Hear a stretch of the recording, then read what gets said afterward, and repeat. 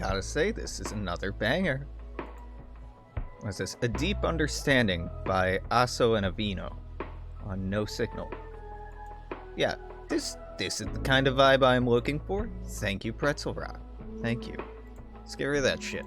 Hey, hi, hello, good afternoon, evening, morning. I did end up sleeping.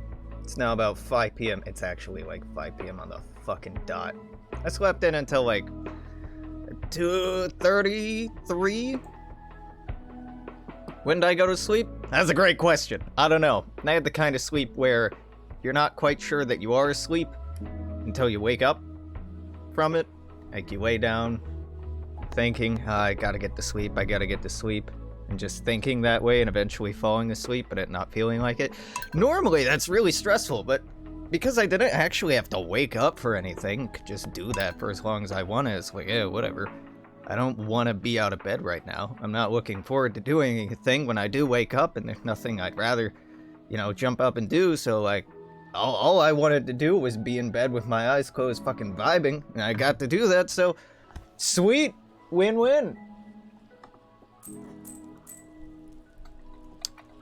Feel like I had some weird dreams? Yeah, can't remember it, though. Ah, well, that's fine. What are we doing today? It is fall. We are bok choying it up with all the money I have available. Could you bring me a bunch of amaranth? No. I said no? Okay, wait. No, fuck you, Marnie. No.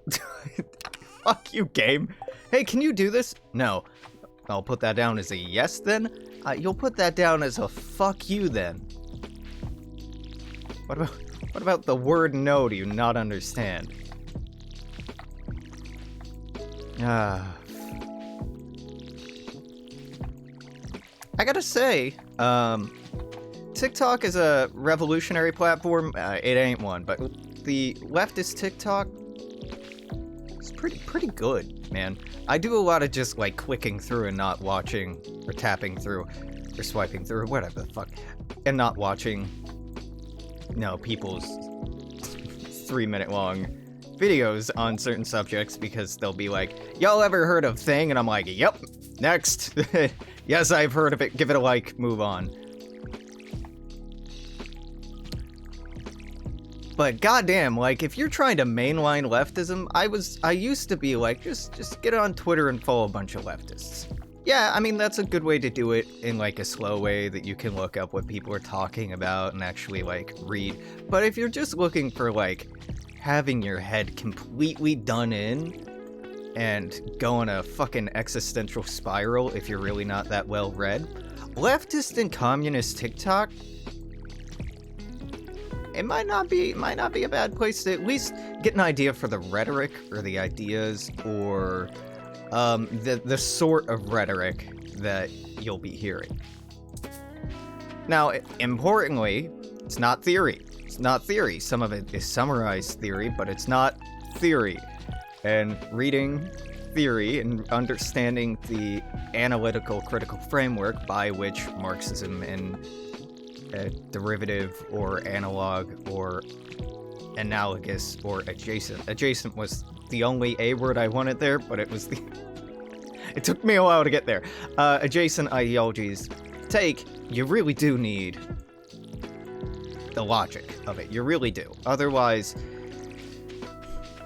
it's just rhetoric. Like, the whole beauty of Marxism is its capacity and efficacy as a critical economic critique.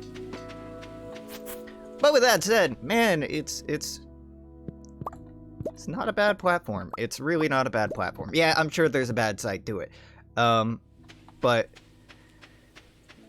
a rapid video service delivery platform that, again, doesn't run ads and can just fucking yeet you from video to video to video in rapid succession is very impressive still. I'm still in, like, I'm in awe of the capacities. I'll be jaded by the end of the week. If not sooner. Actually, it's typically like to day 3 of something for me when I start getting a little jaded. So we'll see. We'll see if that carries.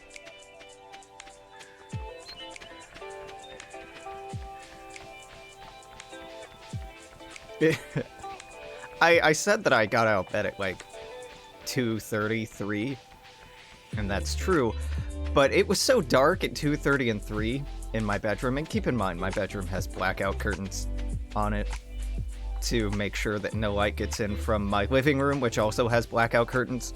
So my bedroom was designed as a tomb so I could sleep well when I was working graveyard. It was so dark I thought that I'd slept until like 2 a.m. So when I saw 2 on my phone, I'm like, fuck. By God, I've done it again. I got up having to use my phone as a flashlight to find the light switch. I've painted furniture in my bedroom with glow-in-the-dark paint. It works really well. No, it doesn't all glow. It's just kind of like, in an airplane or theater, you know how you have guidance strips to help you find your way? It's kind of like that. No, honestly, I'm trashy enough. I wouldn't mind all of it be glow in the dark. That'd be kind of cool. But I can't paint the walls or anything. I mean, I could. It's against the terms of my lease, but I could, so long as I paint it back by the time I move out. What are they gonna fucking do about it? But no, I haven't, and no, I'm not going to. But anyway,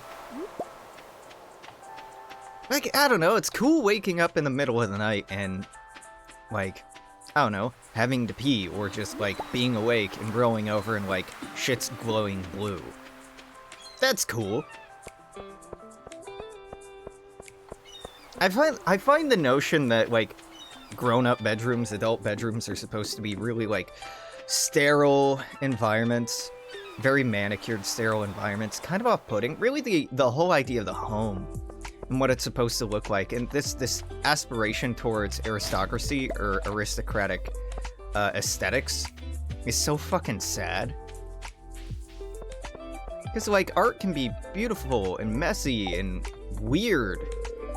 Right, we can't buy more bok choy today. That's okay. Do it tomorrow.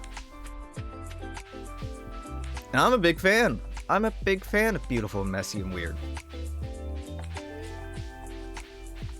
Yeah, don't get me wrong, I like clean lines, I like sharp aesthetics, and I like geometry. But, I don't know. But yeah, I opened my curtains in my actual living room once I got out of bed to look outside. I'm like, is it really that dark out? Yes. Yes, at 3:30, it was sunset. Sorry, 4 it was sunset today. I messaged a friend of mine who lives here. I'm like, give me the sun back. Please, God, I want it back. Wah, wah. I actually really like waking up and it's dark and it's rainy, and then the street lights or headlights of passing cars, you can see puddles temporarily illuminated, gilded with the pitter-patter of raindrops and ripples. It's gorgeous! It's fucking gorgeous! Yeah, you know, my body's like, vitamin D, please, but that's why I give it vitamin D supplements. It's fucking beautiful! There's so many people who don't live in Seattle who are like, it rains all the time. No, it doesn't. I wish it did. It doesn't. Or who are like, oh, it sounds so depressing to be in the rain that much. You have no taste. You have no sense for the beautiful in the world. If your only sense of beauty is when the sun's out and it's bright, you are a sad and dysfunctional human being. and this is coming from a generally sad and dysfunctional human being. I'm actually a pretty functional sad person. Most of the time, not all the time. But like this weird neurotypical horseshit of things have got to be happy for them to work. Like it's got to be bright and sunny, or I'm gonna be sad. Maybe the neurotypicals are the ones who are like emotionally unstable. You know what, I'm just gonna say it. Yeah, the neurotypicals are the ones who are emotionally unstable.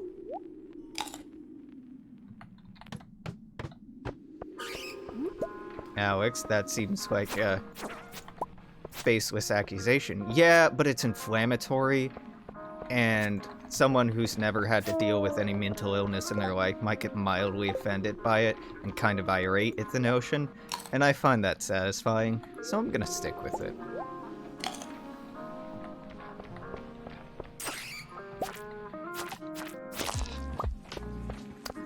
Having experienced TikTok, I know, I'm just gonna talk about it for, like, again, a couple of days and then I'll get sick of it. Instagram and Facebook's imitation video function is terrible. Motherfucking TikTok lets you have 3-minute videos, whereas Facebook and Instagram have, like, 15-second caps per video, and ain't nobody wanting to look through your feed or your story or whatever the hell it's called on its constituent service and click through 4 fucking videos to get a minute of content. It's bad. It seems very poorly engineered. I get probably the idea behind it, or the rationale behind it, is if you limit the amount of videos people can do, or not the amount of videos, but the duration, that you're probably saving on data storage. And you're trying to cut corners and save that way. Yeah, but like, come on. You delete it after 24 hours or whatever the fuck anyway, so like, just... You can afford it, you piece of shit. Look at YouTube. YouTube has decades of videos on there. Is it profitable? After a certain point, absolutely not. It's absolutely not profitable or even sustainable to archive all of what YouTube has archived. And we're probably gonna hit a point in the next 5 years where YouTube's gonna start removing older content for profitability reasons. I would not be surprised at all. If they don't already do that, I mean, they might already do that for videos under a certain viewer count or like count, or like, you know, by some metric of profitability. If your video is not this amount of profitable or whatever, it's gonna get axed. Like, imagine if other art worked that way, if other medium worked that way. And it kinda does, inadvertently. And unintentionally. Like, Battlestar Galactica. Nope, not what I wanted to talk about. Wow. Not even close to the right... I mean, it's the right genre, but not the right series. Come on, Alex. Babylon 5. It started with a B, that's why I fucked it up. Babylon 5. Babylon 5 was, like, pretty influential, and, like, it was pretty good. I mean, not all of it was good, but a lot of it was very good. But because of the lack of good translation to storage medium, and the network it was on not keeping its storage medium, or original, like, medium well maintained, there are no good versions of Babylon 5 around. All of them are pretty low quality, or it's very difficult to find high-quality versions of it. Doesn't mean that they never existed, or they aren't out there, just they aren't now. It's kind of incredible, especially when you compare it to Star Trek The Next Generation, which ran prior to and concurrent with it. That has been remastered. But thinking about YouTube and just the likelihood that they will have to prioritize what they store and what they don't store rather than just ever-increasing storage, I don't know. Maybe I'm off in this assumption. But it's not like all art lasts forever anyway. This illusion that information can be permanent, or there's a sense of permanency, like once you post it online, that's it, it's up there forever, is something that, you know, you hear repeated, or a sentiment that you hear echoed. Right, especially when I was younger, I'd heard that sentiment echoed quite a bit. It's not, though. We have the fucking Wayback Machine because it doesn't actually work that way. If you're trying to find really old shit on the internet, especially unprofitable old shit on the internet, you have to try pretty fucking hard and jump through several hoops to get there.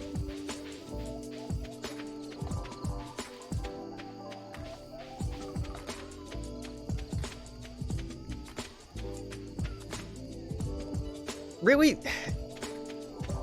the online space is, I would argue, an even more temporal space than physical reality. Even though it has this appearance that, like, oh, it's all data, and once it's online, anyone can get to it. Yeah, but it's only as permanent as its storage medium. Is whatever the fuck it's hosted on. And a lot of that is very temporary. Very profit-driven and temporary.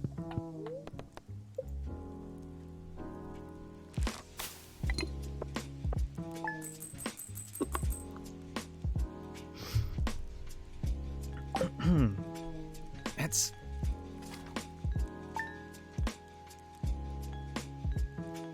yeah, it's quite weird. Yeah, you could privately host something yourself, but eventually the hosting platform that it's on, the server, it's gonna need replacing, or augmenting, or servicing. Whereas, you know, you have a book, and you put that book in the right conditions, and that book can last thousands of years. I mean, the right conditions. It can last thousands of years, no problem. You put it on an even longer medium, an even more robust medium, like you write something in stone or in certain metals. Oh, that can last as long as, you know, we've had the written word, or longer.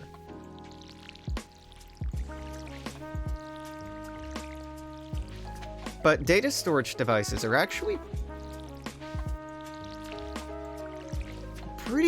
pretty short-lived relative to other devices. The beauty of DSDs, of data storage devices, and by that I mean ESD, electronic, or EDSD, whatever, electronic storage devices, hard drives, SSDs, HHDs, SSDs, etc., even floppy drives. The advantage of those over any other media is the ease and accuracy of copying that data. Even with that said, you do run into corruption issues when copying over data thousands and thousands and thousands of times. It's no translation medium is perfect. Eventually, errors will be introduced, and when errors are introduced, unless you have other copies of that for it to sanity check or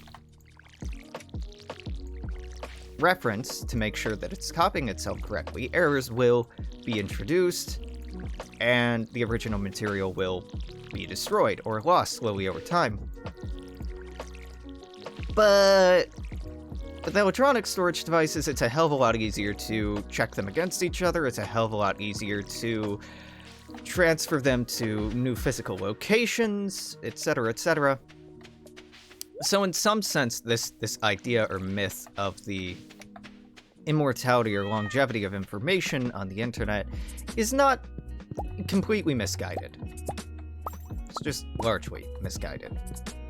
Particularly while that physical medium on which it's stored exists in a capitalist, profit-driven society. Because Museums are not profitable. Archives are not profitable. They're beneficial, but museums are not for-profit institutions. Most of them run at a deficit, most of them try to stay on budget. The vast majority of them do not survive through the cost of admissions alone. I mean, God, imagine that. That'd be nice. But no, the vast majority of museums, whether it be like history museum, art museum, natural history museum, whatever the fuck, cultural museum, they ain't staying open for profit. It's all through private donations or public funds. Which, honestly, is for the best. It should be that way. God. I need some tea.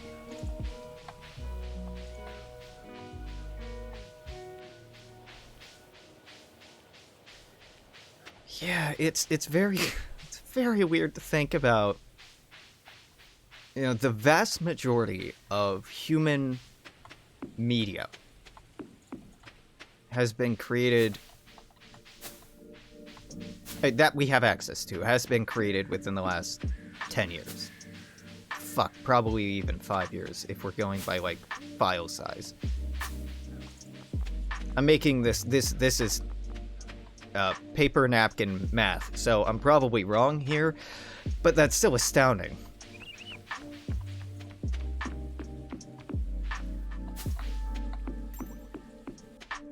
Just like astounding and like deeply horrifying at the same time. At the same time, deeply horrifying. Just the mass, like in the Victorian era or the 20th century, when somebody talked about early 20th century anyway, even up until like the 1990s, 1980s, early 2000s, when somebody talked about reading the classics, there was a solid, specific body of work by which they were referring. What? Where are the modern day classics? Even if we're just thinking memes or pop culture, yeah, that stuff is by nature transient, right? And incredibly temporal, and you know, here one moment, gone the next. But you know, if you had to step into early modern or modern continental European society, and you had to gain a literacy in the works that were relevant to continental modern European society or American society, Western society, there were works that you could reference, right? And it might be a lot of reading. You might be spending... I didn't mean to do that, you fucking game. God, this needs a buyback function. Fuck you. I meant to move that on the bar, but instead you're like, oh, you want to sell back 24 and buy 12? Yeah, that's exactly what I wanted to do. Just throw money away, thank you. Ah! No, but it was doable. Right? Might take a long time, but it's doable. You know, you gotta read the Bible, of course, probably constitutions from a few states, Magna Carta, Declaration of Independence, some French revolutionary work, maybe some treatise on economics. You gotta read, naturally, the Greek classics, because what is Western society if it's not slobbing on the knob of the Hellenics?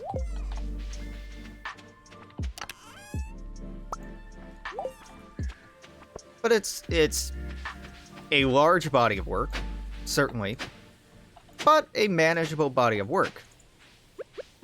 If, you know, daunting, still manageable. The body of work that you would have to read and consume to be literate in the modern world. Going in completely blind. That's overwhelming. That's an overwhelming amount of content.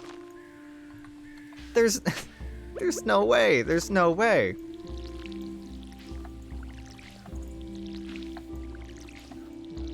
Not unless you're fucking double fisting that shit, right? Not unless you're listening to audiobooks while reading or while watching stuff with subtitles on. Like, there's so much goddamn media now. I don't know, like there was a very intentional effort in the late Victorian period and early 20th century to codify culture.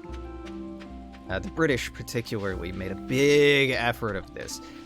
That was maybe the major driving force behind the motive to make dictionaries and encyclopedias, was to codify the world, codify British culture, and in establishing what it is and what it wasn't, use that as an indoctrination and nationalization tool for colonials, for immigrants, to, in their mind, maintain the integrity of British culture, so that it wouldn't be tainted or changed by cultural drift, which they saw as highly undesirable because the British were and are incredibly racist. Yeah, get all up in these comments, Brits, and try to tell me you're not racist. Tell me, assholes who conquered 2/3 of the known world, where every 7 days, on average, a country celebrates its independence from your imperialist rule. Please, tell me that you're not racist. Please.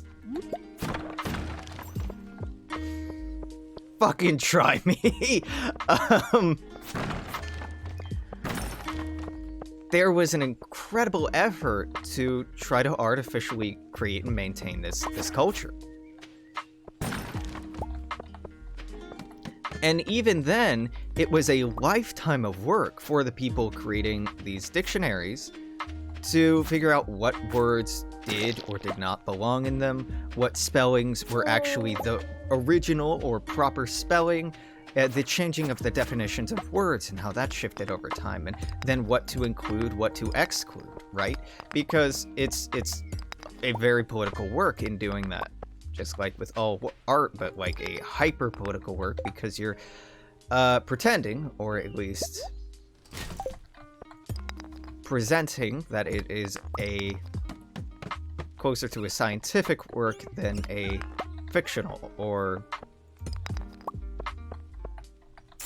political one, right?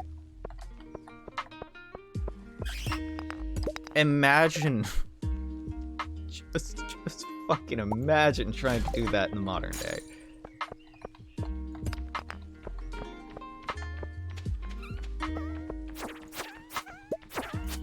And this, I feel like, isn't an isolated sentiment.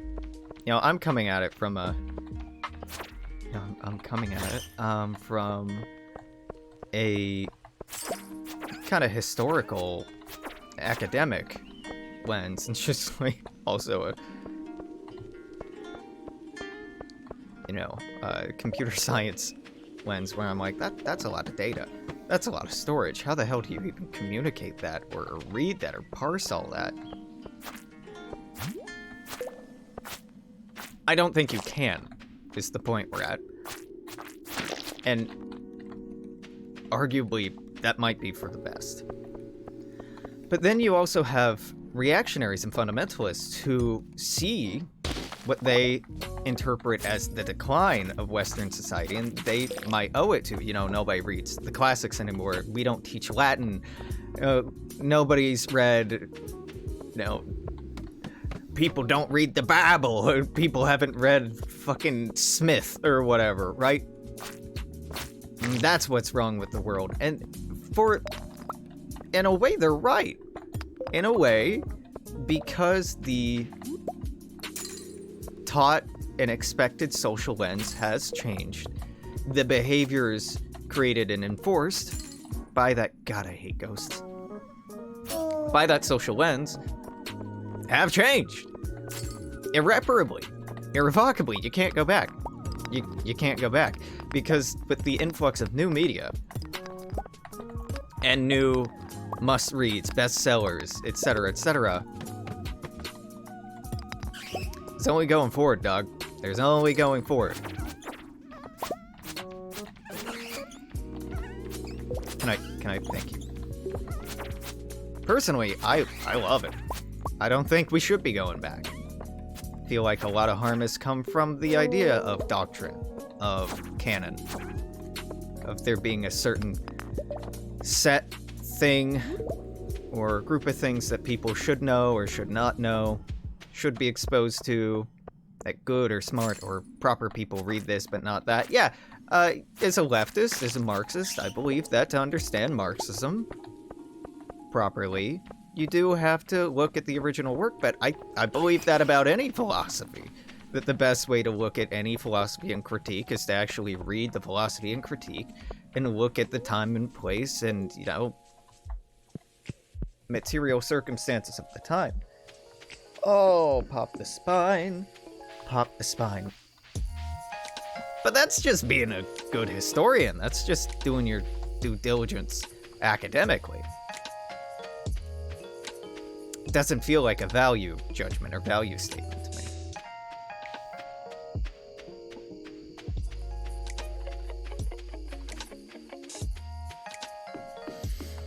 And I'll level with you. Das Kapital, we've read it on stream, not in its entirety. We poked at it a couple of times to demonstrate people who are like, I don't like reading theory, or theory's dense.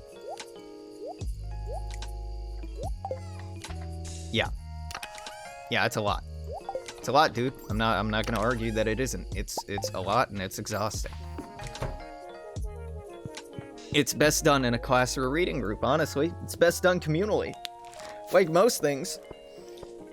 Well, like processing most new ideas, I think having a committee, or a book club, or a class, or whatever, where you grok it together and talk through it together, and okay, look, I don't like the word grok either.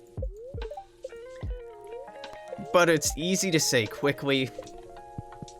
Grok is kind of a cringy word.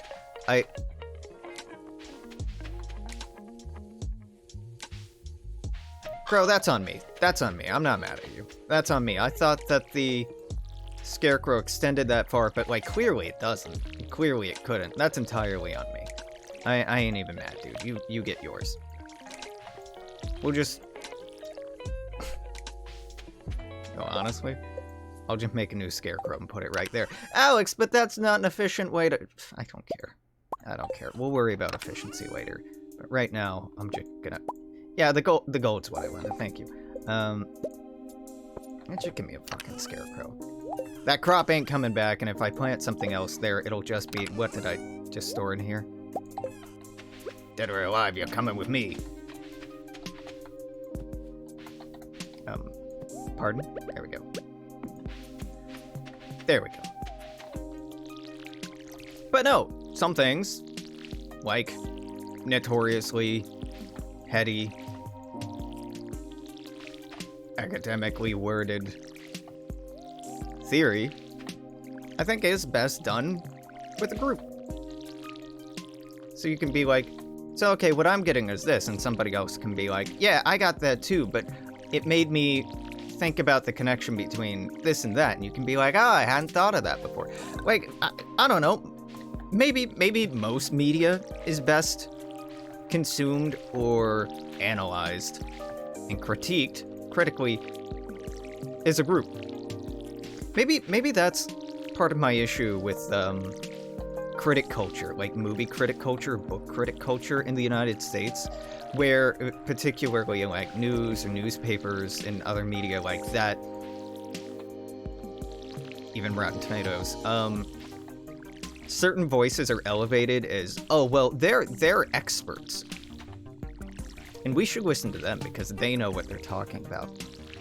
Yeah, but like, no. Maybe a little, but also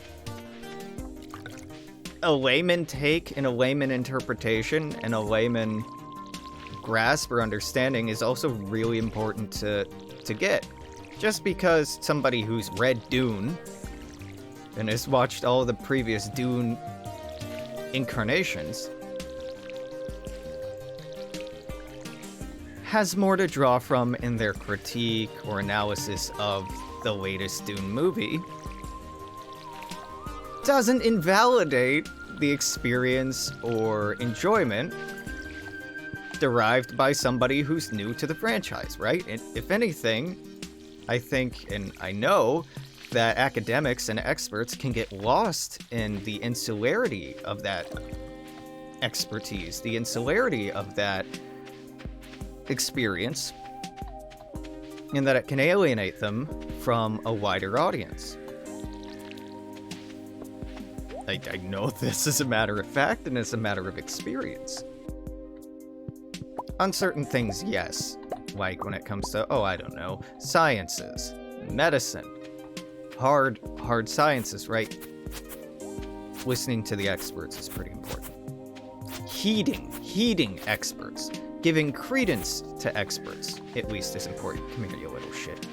Chairman, I gotta pet you, so as to maintain our buddy-buddy relationship.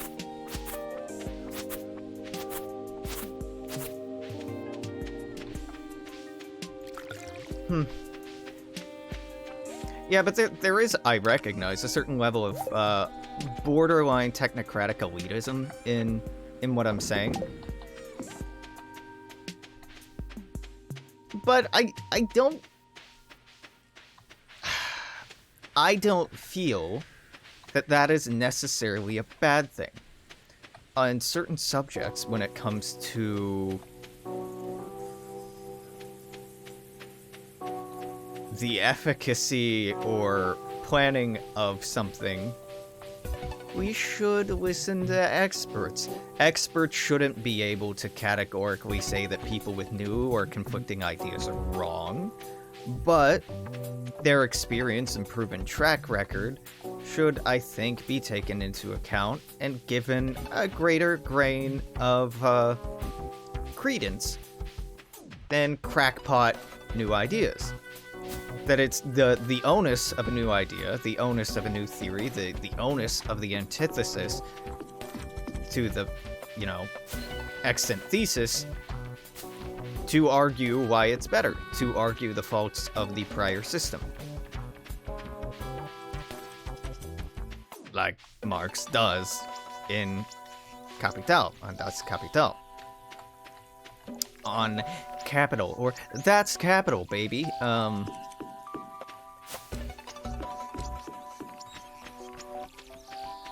Yeah.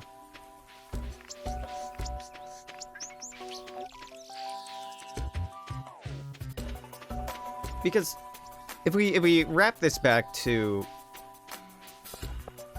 the prior subject, like literary works, classics, what should and should not be presented as necessary information or relevant information to perpetuating or creating a culture, ultimately new media does have to supplant old media to become a classic. As weird and seemingly contradictory as that is,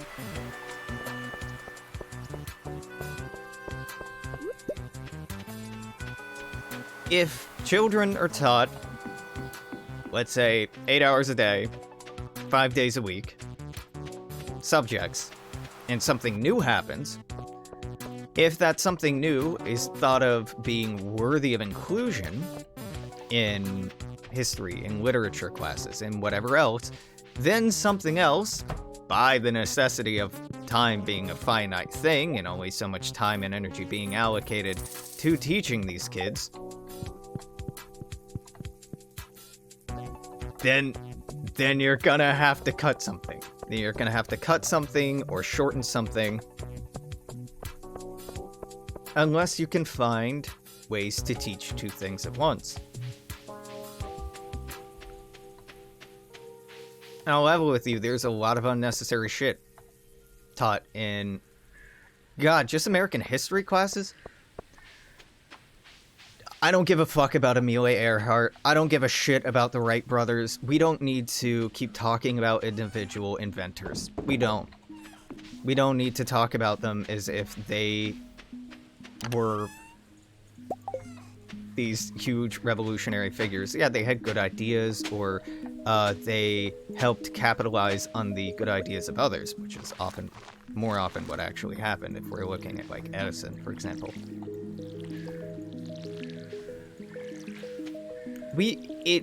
Teaching about exceptional people, or the great men of history, perpetuates this false notion that things happen because great people, remarkable individuals, will it to happen.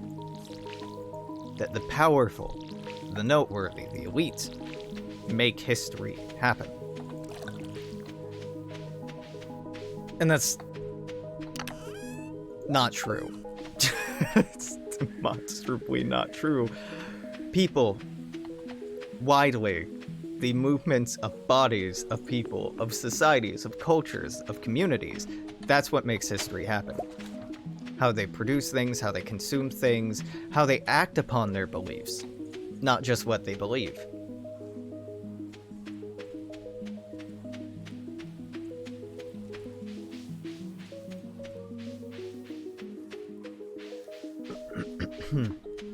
Some fields, you don't really have to worry about the inclusion of new things, right? If you're teaching mathematics, that doesn't change very much. Yeah, there are new theorems, there are new ways taught to understand things that might be more efficient than older ways to calculate things or process things, but on the whole, generally, math doesn't change very much, year to year, decade to decade. Sciences change slowly but consistently as, again, new methodologies are invented, created, refined, as old discoveries or theories are disproven or iterated upon, right? And you gotta reprint some textbooks. But the fucking social sciences, oh boy. Yeah,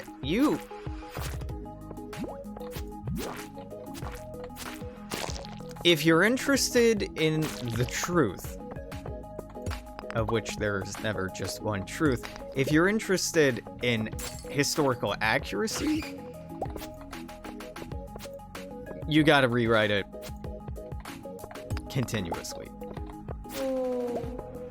As new sources are found, as new evidence is presented, every fucking year, you need a new edition.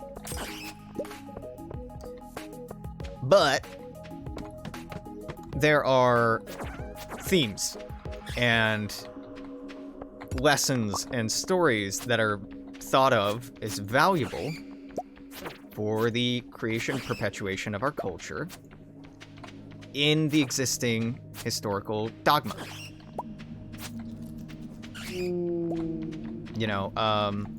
We talk about the Civil War in a way that makes it seem like it was about slavery, and slavery's over, and we fought the war because we were good, and we wanted to do a good thing, and other people didn't want that good thing, and because we're America, the good guys ended up winning, and that's what it means to be really American, is to fight against injustice and strive towards equality, equality, fraternity, even though those, are French.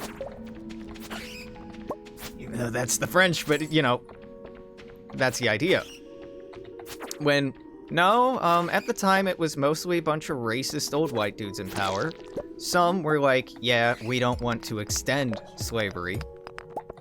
But very, very few people. I mean, like, Fremont was really the only guy, one of the few dudes at the time in a position of power that was actually talking about federally abolishing slavery in the United States. Even like Lincoln, little pissant baby that he was like, well, I don't want to scare off the South by talking about abolition.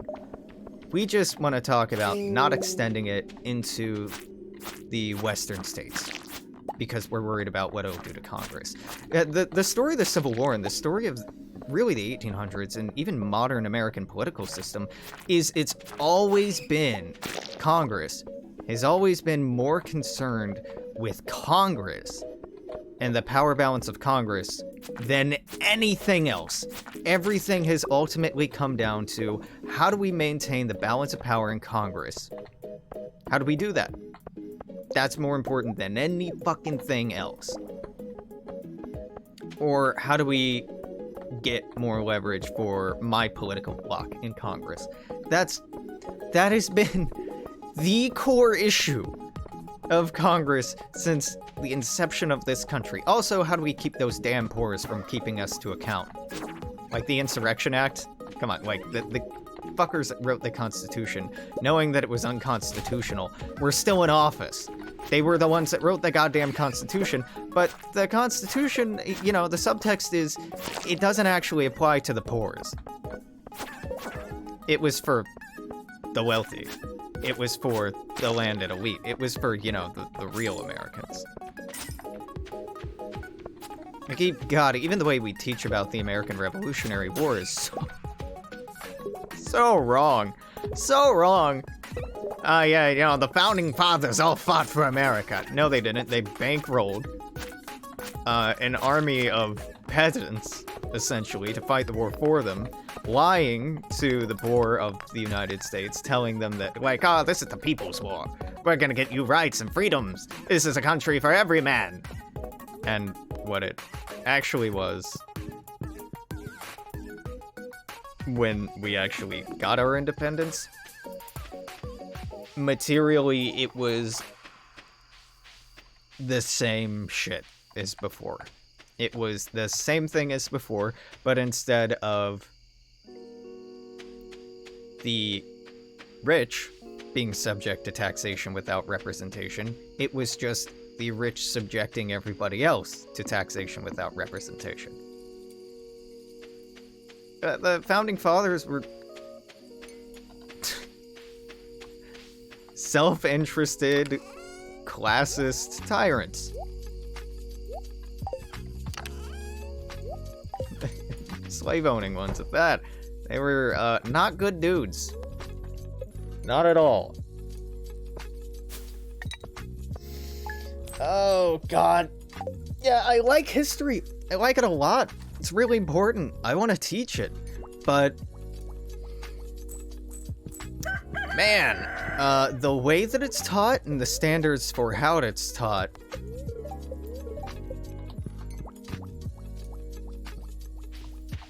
are depressing as fuck. I talked to so many people, like, when I was in college. Oh, what are you studying? History.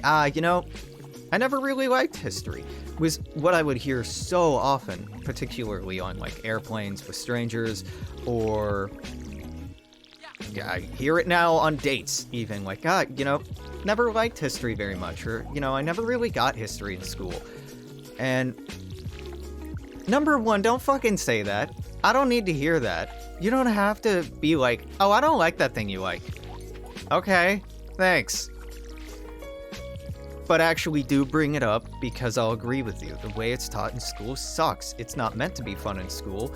It's meant to be low-key indoctrination. It's indoctrination disguised as the memorization of rote facts, a bunch of names and dates that feel like they don't matter. That's because they don't matter. The broad strokes are what really matter, and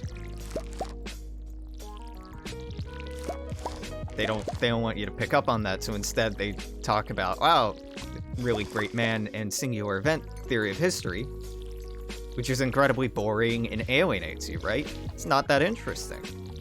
Like, I don't give a shit about these individual people. What I want to learn about is, well, even individual people, but if you make it, like, stories that are interesting, have a human interest, or emotional, get into what people loved and feared, why they actually did what they did, instead of just, and then they did it, and then they did it, and then they did it, and then this happened, and then this happened. It's bad storytelling, really. But that bad storytelling serves as a vehicle by which to reinforce the illusion that things are now as they inevitably should be, that all of history's just rolled us to where we are now, that we are riding this non-stop history of progression, of history, and everything's great, America #1, capitalism's never gonna die, and God bless America. Right?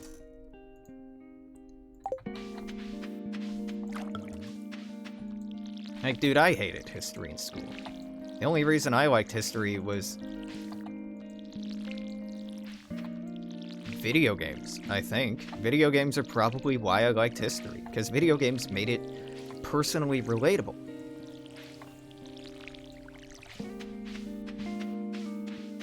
Especially as I got older and I found out, like, historical simulation games were a thing. Like, strategy and grand strategy games taking place within historical periods, because it just... games hit different when you can relate to what's going on, and when you have knowledge of what's going on. The lore, right? That's why lore nerds are such a thing in all these different games across genre, both in, you know, fictional and non-fictional settings. And God bless them for it. Dude.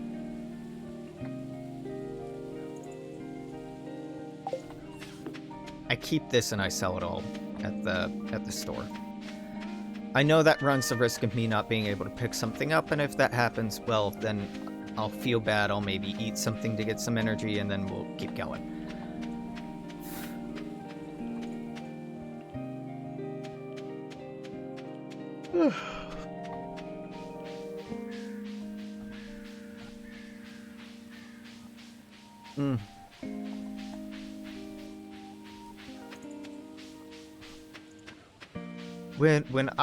When I was in college, at one point we were talking about culture.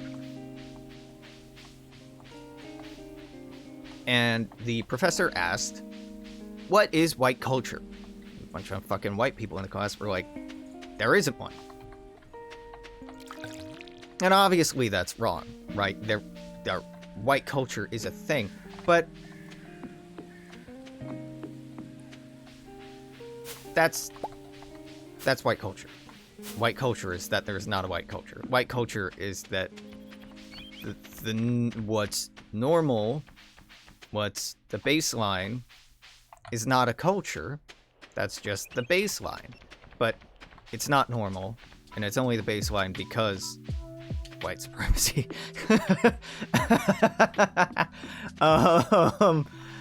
Yeah. That was kind of hard to internalize. For me, I was coming at it more like, well, whiteness doesn't exist in a vacuum, right? Whiteness is a construct, and so, like, it intrinsically has no culture of its own. But it kind of does. Whiteness is more like a pan-national identity. Pan-national racial identity than it is a national identity. So it can consist of many different cultures or aspects of many different cultures. It can have microcultures, it can have subcultures, right? And it does have subcultures, obviously. And maybe that's part of why it was so difficult for myself and others to communicate or feel out what it consisted of at the time. Because it's intentionally inclusionary of specific cultures, of specific subcultures, right? Whiteness was imagined and created and designed to ease nationalist tensions within the United States as a product or as a process of imperialism and colonialism. You gotta get the Germans to stop fighting the Poles, you gotta get the Irish to stop hating the English, and the Scots to stop hating both of them. You gotta stop getting the French to hate the British and the German. So what if instead we all just called you Americans? What if you're all just white? What if you're all Caucasian? Well, if you're all Caucasian, then you can work together, and you will work together, kind of uncritically, to the detriment of people who aren't allowed in your weird little race club. And you'll do it unblinkingly, because you have this notion, well, we're all white here. I mean, but, like, of course we'll do that, because we're all the same, even though you're demonstrably not. I mean, come on, like, Italians, specifically Sicilians, were regarded in my grandparents' generation, as being people of color. But you tell that to a millennial, you tell that to somebody born in the 80s, even they'll be like, fuck are you on about? Italians are white.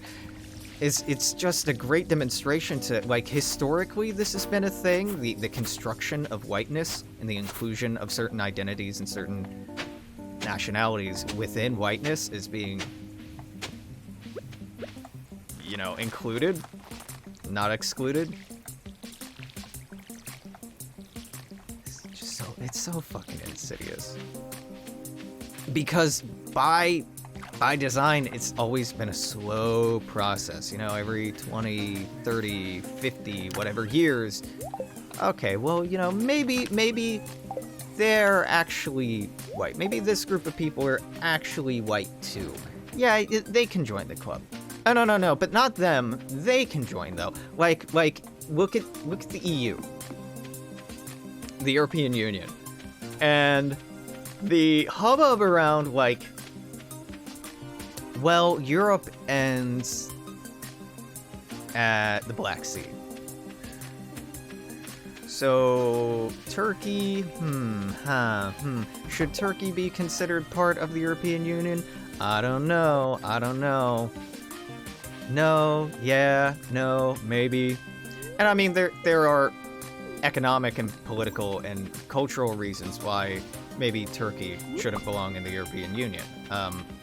Its authoritarian bent specifically comes to mind in my critique personally. But this whole idea that you can literally draw a line in the sand and be like, well, this is us and this is you, and sorry, you can't be a part of our weird club because you were born on the wrong side of this imaginary line that doesn't actually exist. Now, to be fair to European geography, the Mediterranean and the Black Sea and the, oh my god, I forget the name of that strait. The Dardanelles, whatever the fuck that strait is called. Yeah, Istanbul, Constantinople, you know what I'm talking about. Or you don't, and I invite you to look at a map. That's real, that actually exists. But the economics of the member states don't start and stop at those borders. Their consumption and production doesn't stop at those borders. But that is a fairly elitist exclusionary project, right? Sorry if you're, like, a big fan of the EU. Like, I, in theory, like the EU. It's a hell of a lot better than a bunch of separate states all trying to put their empire over one another. But it is kind of a process of white solidarity. And, like, pretty explicitly so. That's a little troubling, huh? Just a little troubling, because, like, not like Europe has had a troubling and malicious history with the rest of the globe. Not like imperialism and colonialism have been a thing. No. I mean, it's fine. We don't need to look at it with any kind of critical lens. We can just be like, they're cooperating, and it's a good thing, actually. I mean, yeah, cooperation is good, but, like, why is North Africa not able to join? They're adjacent, they engage in maritime trade, and have for a long time engaged in, like, cultural exchange with the rest of Europe. Well, with Europe, I guess. Not the rest of, because technically it's outside of Europe.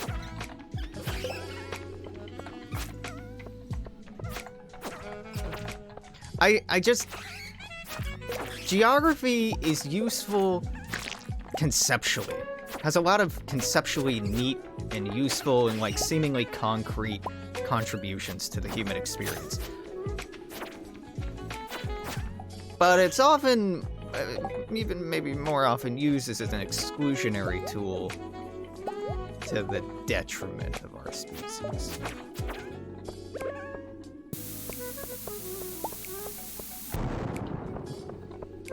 What is that gold? Yeah, I think that's gold. I should pick that up.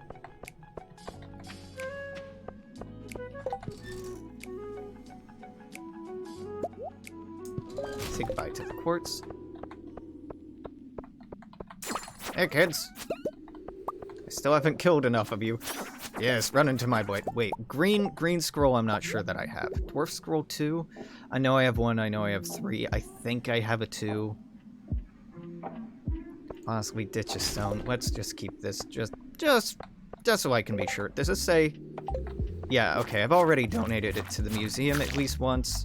At least once. You can only donate it once, Alex. Yeah, true. True.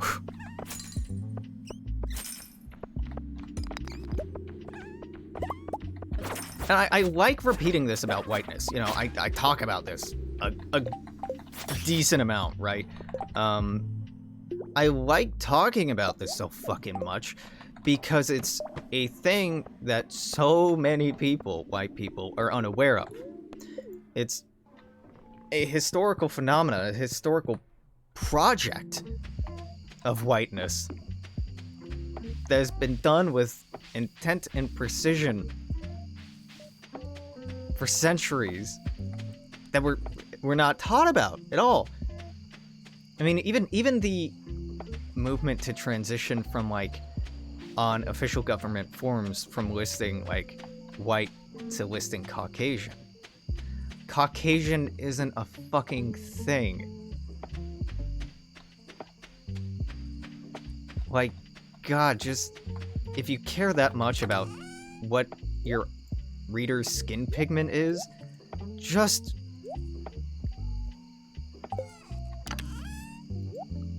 I'm gonna say something I regret here. I'm gonna say something I regret here. Just like, oh my God. There are easier ways to be racist. That's all I'm saying.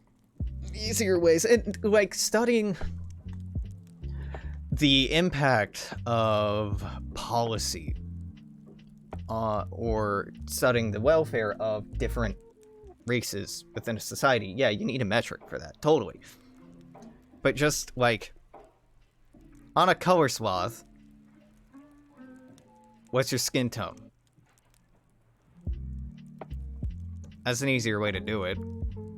And I mean, it's conveying the same fucking information as, are you Caucasian, non-Caucasian, Hispanic? Wait, non-Hispanic... God, especially with the Hispanic thing, that there's two different kinds of Hispanics. Just listen, you racist fucking bureaucrats. Just, if you gotta delineate it, and not all of you are racist. Some of you are using the data for good reason. Just put a fucking color swath on it. Just compare and contrast. Like, it's inelegant. But what we have now is incredibly inelegant. Motherfucker, somebody from Azerbaijan. Somebody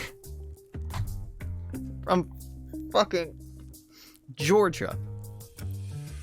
Does not look like someone from Sicily. Does not look like someone from Helsinki. Does not look like somebody from Atlanta. Does not look like somebody from Seattle. Does not look like somebody from fucking Moscow. Right? Like...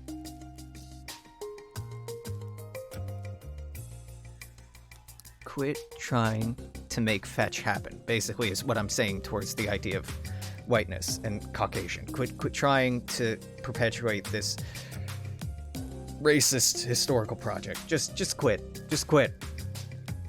And with that very, you know, casual note, I guess we'll wrap up. Yeah, it's been an hour, and fuck, there was something I really wanted to do. Oh, yeah. I gotta reply to some messages, and I didn't really want to be streaming that late.